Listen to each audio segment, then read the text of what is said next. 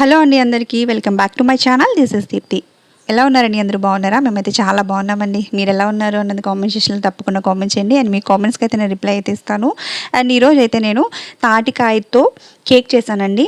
So ఆ రెసిపీని ఎలా చేశాను అనేది మీకు క్లియర్గా నేను ఈ వీడియోలో చెప్పబోతున్నాను అనమాట. చాలామందికి తాటి రొట్టన్నా, తాటి గారెలన్నా, తాటి బూరెలన్నా ఇలా తాటిగా అయితే చేసుకునే రెసిపీస్ అంటే చాలామందికి ఇష్టం కదండి. సో నాకు కూడా చాలా ఇష్టం అనమాట. అందుకని చెప్పి నేను దీంతో అయితే కేక్ ప్రిపేర్ చేశాను. సో కేకే ఎందుకు చేశాను అనేది మీకు వీడియోలో అయితే ముందు ముందు చెప్తాను. సో కొత్త వాళ్ళు ఎవరైనా కనుక మన ఛానల్ చూస్తున్నట్లయితే ప్లీజ్ సబ్స్క్రైబ్ చేసి సపోర్ట్ చేయండి. అండ్ బెల్ ఐకాన్ కనుక యాక్టివేట్ చేస్తే నేను ఈ వీడియో పెట్టినా కూడా నోటిఫికేషన్ అయితే మీ దాకా వస్తుంది అనమాట. సో లేట్ చేయకుండా వీడియోలోకి అయితే వెళ్ళిపోదాం. నేను వచ్చేసి ఫస్ట్ ఏంటంటే 2 కాయలు తెప్పించాను అనమాట. యాక్చువల్గా నేను తాటికాయతో రెసిపీస్ అయితే తిన్నాను కానీ ఎప్పుడు చేయలేదనమాట. ఇదే ఫస్ట్ టైం. సో 2 కాయలు తెచ్చారు కదా అని చెప్పి నేను ముందు 2 చేద్దాం అనుకున్నాను. కానీ సరే ఎప్పుడు చేయలేదు కదా అని చెప్పి ఫస్ట్ అయితే ఒక కాయ ట్రై చేశాను.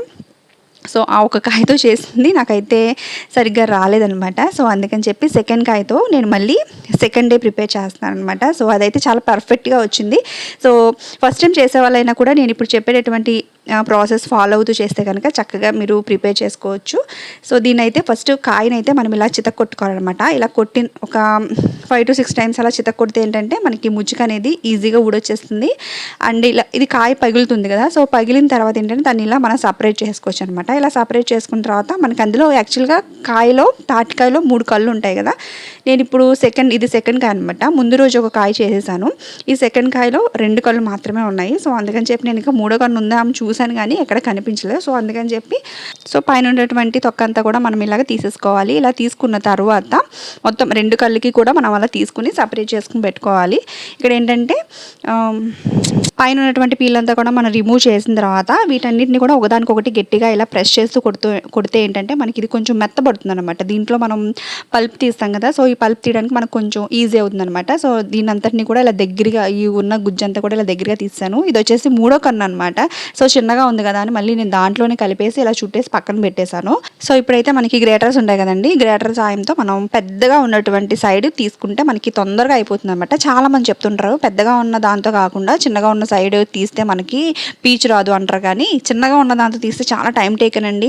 అస్తమానం మనం ఏంటది పల్పుని చేతితో తీసుకుంటూ చేసుకోవాలి. సో అందుకని చెప్పి నేను పెద్దగా ఉన్న వైపున తీసాను అనమాట. నాకు వచ్చేసి రెండు కళ్ళు ఉన్నాయి కదా. సో కొంచెం తొందరగా అంటే ఒక 20 minutes పట్టిందనమాట మొత్తం మనం ఇది పల్ప్ అంతా కూడా సపరేట్ చేసుకోవడానికి. సో మనకైతే ఇలా వచ్చేస్తుంది అనమాట.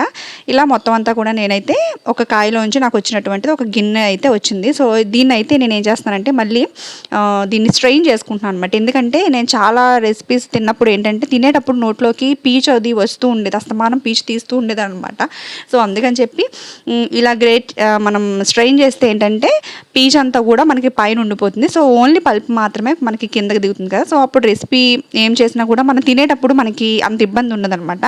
అండ్ ఇంకొకటి ఏంటంటే అసలు చేస్తున్నప్పుడు ఈగలు అయితే చాలా దారుణంగా, అప్పుడు దాకా లేని ఈగలు ఎక్కడి నుంచి వచ్చాయో తెలియదు కానీ భయంకరమైన ఈగలు అండి. ఈ రెసిపీ చేస్తున్నాను సేపు దాన్ని నేను క్లోజ్ చేసుకోవడం దానికి చాలా కష్టపడ్డాను అనమాట. లిడ్స్ అంటే మూతలు పెట్టి చాలా దారుణంగా దాన్ని అయితే ఈగల నుంచి నేను ఈ పల్ప్ని అయితే కాపాడుకోవాల్సి వచ్చింది. మొత్తానికి ఏదో ఒకలా తీసుకున్నాను. ఇప్పుడు మీకు చూపిస్తున్నాను కదా, ఇక్కడ చిన్న గిన్నె తీసుకున్నాను. ఈ గిన్నెతో కొలత అయితే తీసుకుంటున్నాను అనమాట. సో మీ దగ్గర గ్లాస్ గిన్నె తీసుకున్నా పర్ఫెక్ట్గా ఇలా చేస్తే సరిపోతుందండి. ఇక నాకు వచ్చేసి నేను తీసుకున్న పల్ప్ అంతా కూడా ఈ గిన్నెతో 2 గిన్నెలు అయితే వచ్చిందనమాట. సో ఈ 2 గిన్నెల పల్ప్ని అయితే నేను ఒక గిన్నెలోకి తీసుకున్నాను. ఇప్పుడు అదే గిన్నెతో నేను ఎక్కువ బెల్లం పొడి వాడతాను కదా, బెల్లం అయినా పర్వాలేదు, మీరు తురిమేసుకొని బెల్లం అయితే తీసుకోవాలి. ఒక కంప్లీట్గా ఏ గిన్నెతో అయితే మనం పల్ప్ తీసుకున్నా అదే ఒక గిన్నె నిండుగా మనం బెల్లం తీసుకుంటాము. అండ్ అదే గిన్నెతో ఇది వరి రవ్వ అనమాట. వరి రవ్వ అంటారు కదా. సో అది ఒకవేళ వరి రవ్వ లేకపోతే కనుక మనం ఉప్మా నూక ఉంటుంది కదా, ఉప్మా నూక కూడా యాడ్ చేసుకోవచ్చు అనమాట. నేను వచ్చేసి ఇక్కడ వరి నూక యాడ్ చేశాను.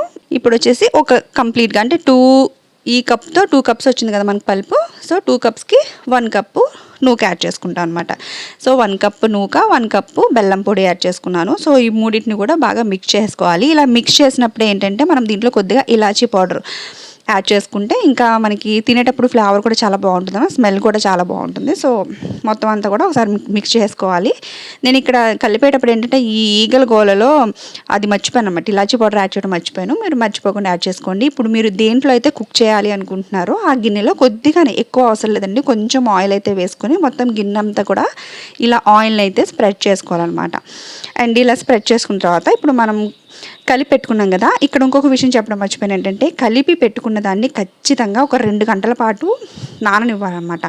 నానిన తర్వాత మాత్రమే దీన్ని అయితే కుక్ చేసుకోవాలి, అది మాత్రం మర్చిపోవద్దు. వెంటనే కనుక కుక్ చేసుకుంటే మీకు ఆ నూక అనేది ఉడకదనమాట. సో నానిన తర్వాత మీరు ఈ ప్రాసెస్ చేయండి. అండ్ నేను మర్చిపోయానని చెప్పాను కదా ఇలాచి, సో అందుకని చెప్పి పైన జస్ట్ అలా వేసాను అనమాట.